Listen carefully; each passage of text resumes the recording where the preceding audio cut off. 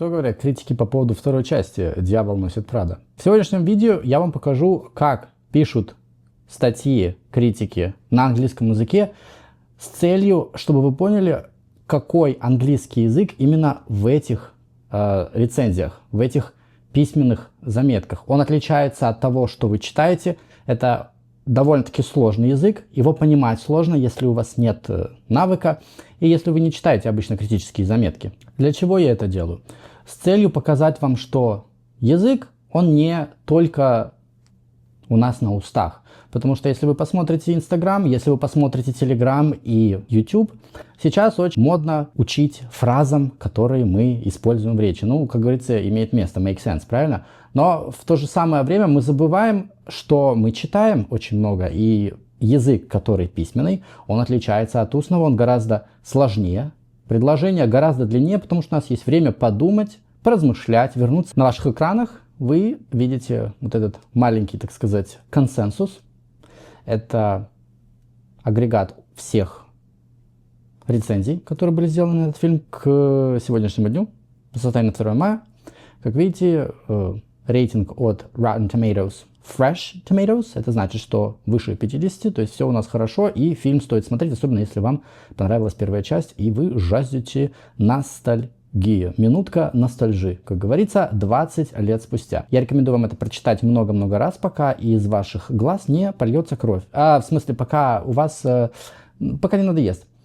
Попытайтесь устно себе по-русски рассказать, о чем вот это все здесь написано. Какая основная мысль? Фильм хороший, фильм полное говно или что-то среднее. Потом копните глубже. Конкретно вот эти все выражения, слова, которые там, как вы можете простым языком их перефразировать, переформулировать? Можете ли вы рассказать об этом своему другу, англофону, на английском языке, используя simple разговорный язык, потому что это письменный язык, еще раз повторяю, акцентирую ваше внимание. Ну, а мы с вами давайте по отдельности разберем, а потом я вам покажу, как бы я это сказал, если бы я был критиком Кирилл Недолин. У каждого перевод может быть свой, и здесь мы занимаемся не столько переводом, сколько хочу вам показать, насколько это сложно и как можно это правильно интерпретировать. Finely tailored suit, здесь finely, fine это когда что-то скрупулезно делают, тщательно, качественно, tailor это портной, швея, мотористка и так далее. Finely tailored suit это suit, который сделан вам специально для вас, он подшит под вас, он вышит по фигуре. Идеально сидит, как влитой. Sinfully enjoyable sequel. Здесь sinfully лично я перевожу для себя как дьявольский. Это игра слов, потому что фильм называется Devil Wears Prada. Потому что sin, мы знаем, что это грех. Прилагательное какой? Греховный, грешный. Но как-то вот здесь я лично не могу сейчас подобрать быстро очень прилагательного. Какой? Грешно смешной, грешно смешно. Ну, может быть. Ну, в общем, sinfully enjoyable, дьявольский, увлекательное путешествие или дьявольски увлекательный сиквел. Сейчас мы входим на территорию выражений, которые либо вы их знаете, либо вы их ни хрена не знаете, и фигушки вы догадаетесь по смыслу. Dressed to the nines это выражение как с иголочки. Вот у нас есть в русском языке одет как с иголочки, и все к нему примыкающие, все синонимы вернее, вот эта фраза передает. To the nines in. Одетый с иголочки в. Там дальше у нас пойдет дополнение. Во что одеты у нас там звезды и другие звезды. То есть по-английски мы можем это заменить простым выражением smartly dressed, fashionably dressed. Off the rack это прилагательное. Обратите внимание на все дефисы. Off the rack эта одежда покупается в магазине, она уже готовая, сшита не для вас, то есть непонятно на какую фигуру, и это словосочетание также можно перевести в данном случае не в прямом смысле off the rack, купленное в магазине, а какая-то простая одежда. Что-то очень простое, такое поверхностное, без какой-то глубины, высокой мысли, Ницше, Кафка и так далее. В общем, все простое, приземленное, такое superficial, if you will. Напоминаю, что rack — это вешалка, куда вы можете повесить, выберите, как вам больше нравится, одежду. Wish fulfillment, ну, wish, понятно, это мечта, желание. Fulfill — это выполнять, исполнять, и когда ваша мечта исполняется, вы ее сами реализуете, так сказать, чтобы из мечты в реальность. По-русски исполнение желаний. Можем сделать множественное число. Лично я для себя так делаю. Вы можете делать, можете не делать. Я же не настаиваю. Transient observations. Здесь я вынужден был сам посмотреть, что это за прилагательное transient. Я его в жизни никогда не видел. Trenchant — это колкий, едкий, резкий о каком-то комментарии, о чем-то сказанном. Лично для себя я это слово запоминаю как trench. Это же впадина.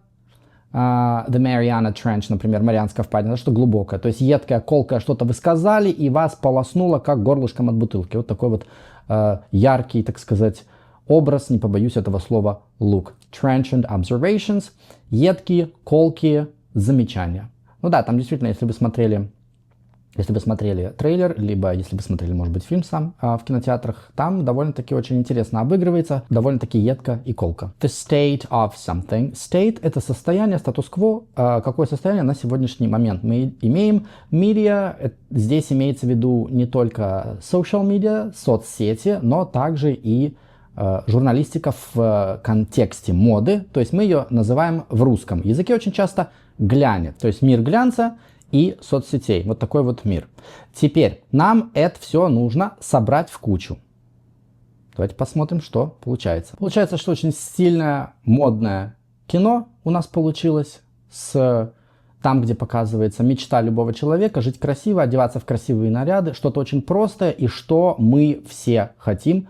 Но, несмотря на это, в фильме также изобилуют очень колкие, едкие, интересные замечания в виде юмора, сарказма, который показывает в то же время нам и рассказывает, приоткрывает завесу тайну, в каком состоянии находится сейчас мир глянца и соцсетей. Как бы я это написал по-русски, если бы был кинокритиком. Мэрил Стрип по-прежнему носит образ Миранды Присли как идеально сшитый костюм. Безупречно и с холодной уверенностью. Этот дьявольски увлекательный сиквел предлагает зрителю глянцевую, довольно шаблонную фантазию о красивой жизни и при этом не лишен острых, метких наблюдений о том, как сегодня устроен мир глянца от журналов до соцсетей. Если бы я по-английски говорил проще, в речи я бы сказал что-то along the lines of Meryl Streep plays Miranda Priestly perfectly, with style and confidence. The sequel is very entertaining and gives you a glossy, somewhat predictable fantasy about a glamorous life.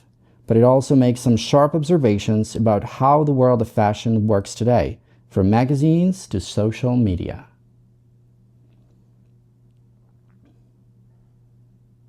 Если бы я это объяснял для своих студентов уровнем пониже, я бы сказал или написал для них следующее. Devil Wears Prada, sequel, the sequel.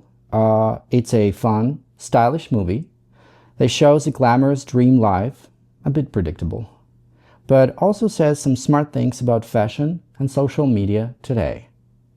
Собственно, это то, о чем написано, только более простыми словами. Alright, на сегодня это все. Я желаю всем отличных выходных с майскими вас праздниками, с началом мая. Пока.